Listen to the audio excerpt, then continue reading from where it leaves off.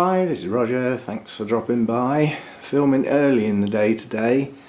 I got woken up many times in the night with heavy rain and ridiculous winds. Sounded like a train whizzing past. And there's more of it to come. But at the moment, although it's still windy, I can see blue skies, a bit of sunshine, and the rain stopped because the noise in here is deafening when it's raining hard.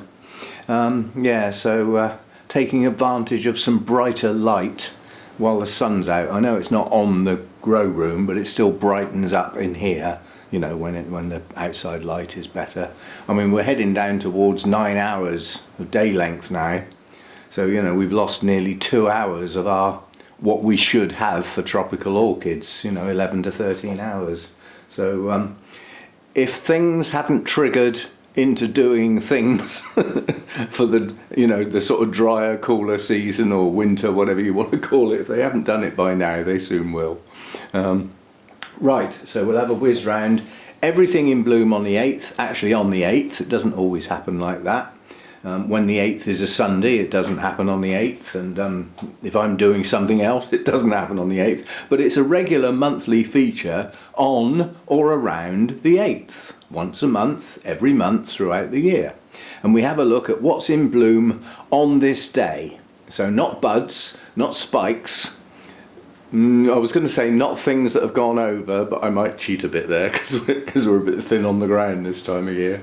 So let's go round and have a look. Now, some of these are new acquisitions.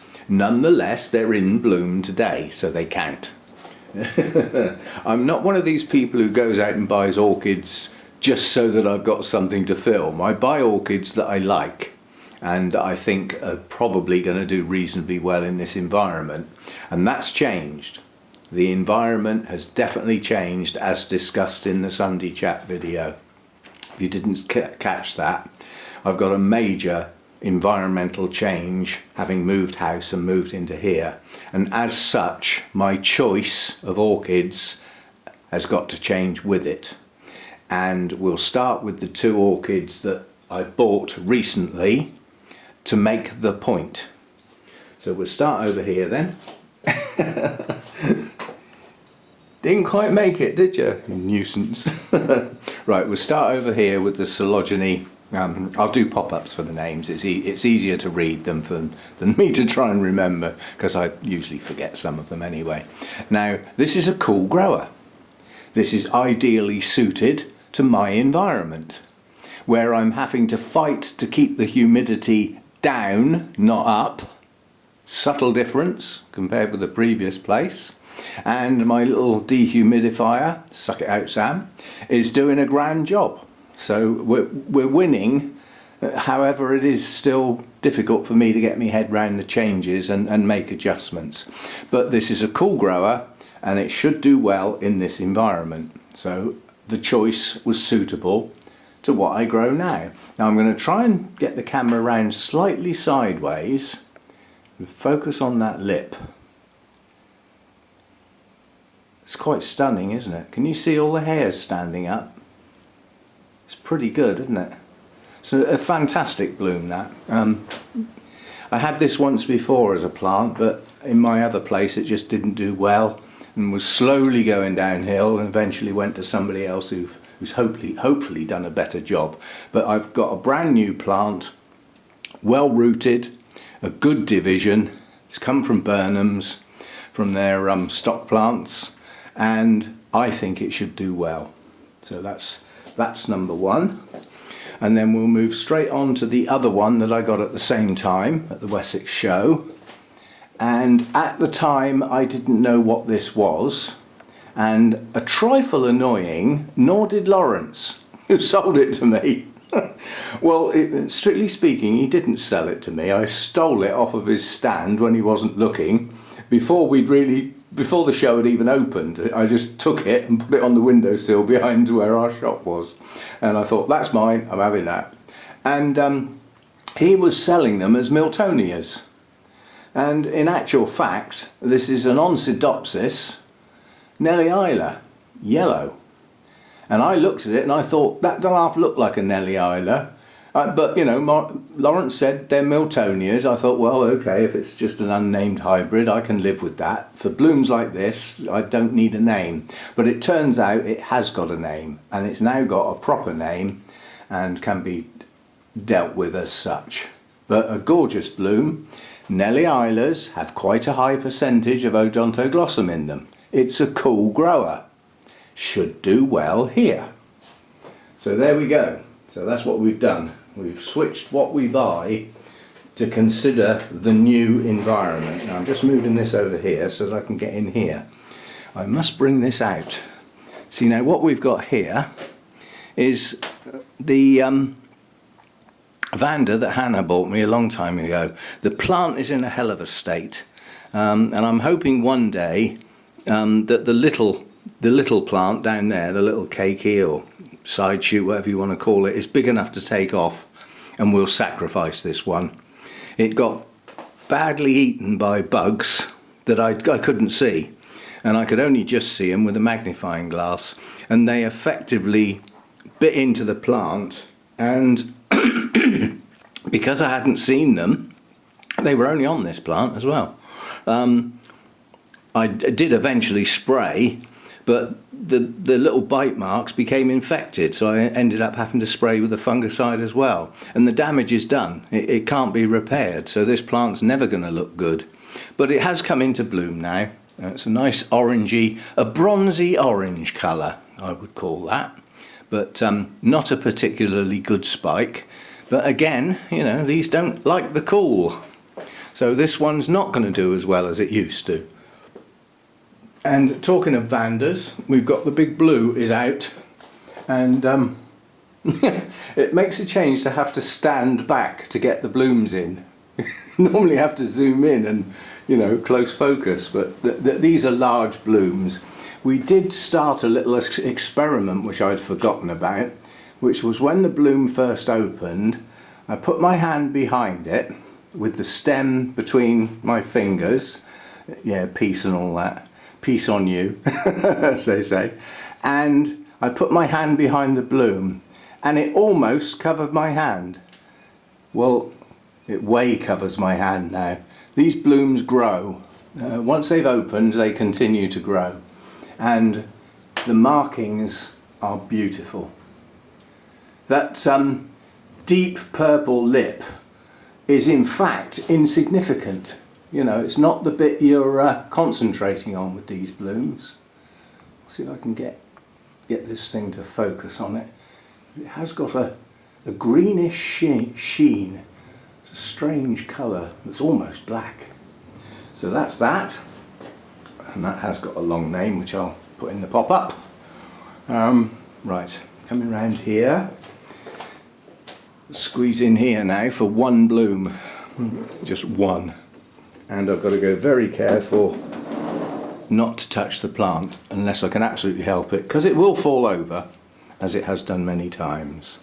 A very, very large nobile. Very large. Gorgeous blooms, nice mix of colours that blend nicely together.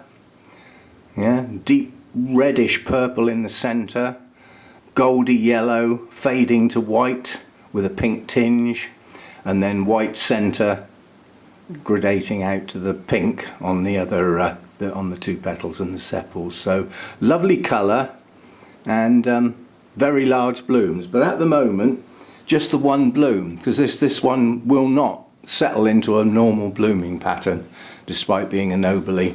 Got two very large canes that have grown this year, three in fact. There's a third down here. I'm always missing that one because it's smaller, it started later. But these are still growing, they haven't finished growing yet. So it's going to get even bigger, this plant. It's enormous. Needs to go in a bucket to stop it falling over. But it tends to bloom a couple of times a year. It doesn't have a mass blooming. It does have a traditional spring blooming, but then it has more during the year. It just won't settle down into a sort of mass blooming, which would be good with blooms that size. Right, so there's nothing else over here. There's lots of things to come sticking up in the air there, as you can see. Well, that one's nearly up to the roof. Now that's sad, because that plant is to go to somebody else. And to enable me to post that plant, that spike's going to have to be cut off. So I'm wondering whether to withhold the plant and enjoy the blooms and then send it on as a separate plant later, or perhaps next year or something, I don't know. It's not an ideal time to be posting plants now. I would only post plants if we were guaranteed a mild spell. I mean, at the moment our nighttime temperatures are staying in sort of high single or low double figures, so the nighttime temperatures are only sort of 9 or 10 degrees. Well, that's okay, you know, that would be fine to post stuff. But we're going to get the colder weather soon if we don't get it soon. Right, now I'm sorry you two, but you don't count, you've gone over. And down here we've nearly lost the Miltonia as well, but we've got one bloom that's still hanging in there. Just. Is it really? Oh, I don't know. That lip's starting to go. What about down here? Can we grab? Yep, there's one there that's not long opened. So we have got one that's still with us. But they are all fading fast now. So now we've got little tiny white dots on those blooms. And I need to get my magnifying glass out to see what they are. That's not scale. But if it's bugs, which it looks like it is, then I need to know what they are. And they look as though they're on the blooms. Is there such a thing as white thrips? I don't think so. Because as soon as you see bugs that tend to concentrate on going for blooms rather than new growths, or, you know, like cattleyas around the base of the pseudobulbs and that, if they're going for somewhere else, then the chances are they're a different bug that you haven't seen before. So I need to check those out. We will do that in a minute. Right, then coming round here, this Cymbidium is on its way out now. It's just about hanging in there. But on this particular spike, several blooms have already dropped off, so it's not a complete spike anymore. But they are going to go. They are browning round the tinges. But over there is another spike coming on behind. So as these drop off, that spike will open. So it will be a continuation. Now my poor old Victoria Regina that went to the show and actually got a culture award, not quite sure why, but it's not exactly a... Well, the thing is, it should have more canes with leaves on than it's got. It didn't have a very good growing season, so it's only got one cane with leaves on at the moment. But this one got slammed in the door. It got shut in the car door, unfortunately, and sort of squished it. So that took those blooms out early. But this cane at the top, that's the bit that got shut in the door, just the top bit. If it's crushed it at a cellular level, it will mean it won't bloom out of that area again. But quite honestly, this cane has probably done blooming in this region, so it probably wouldn't bloom from there again anyway. And you're thinking, if those blooms have gone over, why are you filming it? Because we haven't gone over completely yet. We still have one bud just opening. So we've still got blooms on this one. Only just, but yes, we still have blooms. Camera's not going to get the colour right on this. They are now, I don't know whether you saw that, the sun's just gone in behind a big cloud. The light level dropped dramatically. Probably the camera compensated so quick that we didn't see it. And we look like we've got little white dots on those blooms as well. I'm going to have to check that out in a minute.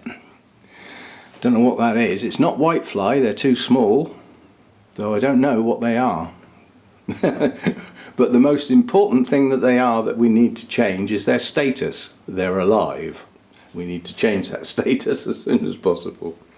Right, then coming over here, we've got this lovely zygo. Have we got little white dots on these? I don't think so. These are okay. And this is a double spike basically, so we've got one spike, a single growth with two spikes, which is now producing its bulb. It's starting to swell up. But it did produce a second spike that's branched out sideways, sort of keeled over. So pretty good blooming on this time round, and I mean, this is a gorgeous colour. It's a nice mix, and to me what sets it off is the touch of green. Just a touch. But it sets off that deep colour that, you know, it's difficult to even say what this colour is. You know, if it was in isolation and not on this plant, you know, if it was on somebody painted something with it, you'd probably say it was brown. But there's a hint of purple in it. So it's a strange colour, very strange colour. Nice markings on the lip, veining. Yeah, so works well. And I like my Zygos. Now that I can keep them alive, I like them a lot more. And talking of keeping them alive, we've got a little one down here. We have a lousy plant, absolutely atrocious, but it's thrown a spike. So you can see the shape matches what we've just been looking at. You've got the petals and sepals form a star without a point pointing downwards. That's the lip, obviously, the third petal, adapted petal. But on Zygos, the lip tends to stick out. So if you look at it from the side, the lip is almost horizontal, whereas the plant is absolutely vertical. So they're a strange shape. The lip literally comes out almost at right angles to the rest of the bloom.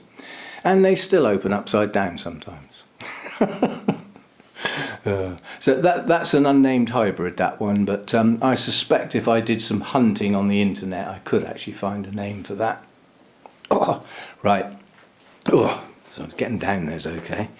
It's getting up that's the problem. Then buried in here are Hibiki blooms. I think there's only one or... Oh, the Zygo fragrance just hit me. But yes, the Hibiki has got some nice blooms on it. They're a nice colour, but unfortunately, well, let's go back in time. The first time I ever saw a Hibiki, it was a large plant. There was a set of them, and one of the plants had more growths and looked a stronger, more healthy plant than any of the others, but it didn't have so many blooms on. And ever since then, I've been buying them, killing them, buying them, killing them. It's this little cycle, it's a little game that we play. And this time round, I seem to have got a good plant. It's growing, and it's continuing to do so. It's got new growth pushing on, and it seems to be doing okay. But the blooms on the more recent plants that I've seen tend to be buried at the base. Now, I don't know whether that's going to change, because they bloom on leafless canes. Well, on this plant, the only leafless canes are the small ones. So the blooms are buried in the plant. It'd be much nicer if they were farther up the cane. Maybe in the future that will happen. Who knows? Right. No, you're a miserable failure. You've gone. You've gone over. However, the Miltonia sunset is hanging in there. And I've seen on the Facebook group, several people have posted pictures of their Miltonia sunset. Okay, they're in a different country, but that's irrelevant. The cross is the same. And theirs are a much brighter colour than mine. Now, mine was a relatively weak plant. I mean, going back in time, this plant was, you know, had quite a bad dose of fusarium. And, you know, it was sprayed and allegedly cured and brought back from the brink and grown on and, you know, blah, blah, blah. We eventually got it to the point where, I mean, there's another nice new growth coming here. It is actually growing, it's got some roots. And it's pushed up what can only be described as a weak spike, because it's only got 2 buds for a start. It should have 5 or 6. And the colours are very pastel. They're not very strong colours. But nonetheless, it's recovered enough to be able to put some blooms out. So, doing okay, getting better, as they say. And I think that's the lot. No, it's not. We've got to come back over here now. I forgot this one. I forgot this one because it's going to somebody else, so I sort of forget it. Now, I don't know whether I'm going to be able to focus on this. The blooms are tiny. And it's right up above my head as well. If I could stop touching the rack and stop it wobbling, I might be able to focus in on it, but I doubt it. It's so small. Oh, here comes the rain. Again. Anyway, this one has bloomed for the first time in 3 years. and it's going to somebody else because the blooms are so tiny I even forget that they're there. Oh God, that noise. Never mind, we've nearly finished, thank goodness. In fact, we've only got one more to do, and it's the little Oncidium species. And again, we're looking at tiny blooms, but there's a good fragrance on these blooms, and they're a nice golden yellow with a touch of green. So I like the blooms, and it has a lot of them. And this is the parent of one of the parents of the twinkles. Now, it always amazes me, the parents are the same, Sotoanum and this one, which is, I've forgotten, there'll be a pop-up. Oh, it's actually got a tag on it. It's Cherophorum. And the parents of the twinkles are the same two plants. One's yellow and one's pink. And the twinkles are white, yellow, pale pink, mid-pink, dark pink, cinnamon, almost red, yellow, and yet the parents are the same two plants each time. So obviously the cross produces variable offspring, and in those varieties you can get the variety of the twinkles. And once you get a good one that's perhaps a different colour or possibly has larger blooms or something special about it, you can then clone it, and then you can produce thousands. So that's how the twinkles evolved. And we'll see if we can have a closer look at this, but it's going to be difficult. Now the rain's stopped. Either that or I've gone deaf. Oh, I'm not going to be able to focus on that. That's about the best I'm going to be able to do. But you can see the twinkle in them. Let me try that one, because that one sort of stood out on its own. You can see the twinkle in that. Any of you that own twinkles, that is the basic twinkle shape. So there we go, that's what's in bloom for November 2022. So I'm just scanning round because it's very normal for me to miss one. And I have missed one, but I'm not going to get it. It's in the kitchen. There's one of the Phalaenopsis in the kitchen has still got a couple of blooms that haven't dropped, but yeah, well, they're not in the grow room, so we won't bother with those. So there we go, everything in bloom on the 8th, and I'm not quite sure what will come next tomorrow. It might be the one shelf or rack at a time, but it's more likely to be plant number 2 in the Project Orchids, because that video is, well, the video is put together. All I've got to do is record the now bits, so the bit at the beginning, bit at the end, and the actual plant as it is on the day, and that won't take me too long to record, so I'll probably finish that one off for tomorrow, and then we'll do another one rack or shelf at a time later. So there we go. Thanks for dropping by. If you're not subscribed, it would be nice if you did so. And the old thumbs up is always useful for the channel, so if you like the video, do the old thumbs up. And as I say, if you're not subscribed, it would be nice if you did so. All these things help the channel move along and help YouTube see it as a viable concern rather than something that's going downhill, which it promptly takes no notice of. So, you know, you start going downhill on the channel and YouTube will just say, nah, not bothering with you. You don't earn us enough money. That's all YouTube cares about. It doesn't care about your well-being or how well you're doing or how well your channel's doing. All it cares about is, does your channel make us money? But obviously a channel that's growing is more likely to make the money, so they help you out. That's the game they play.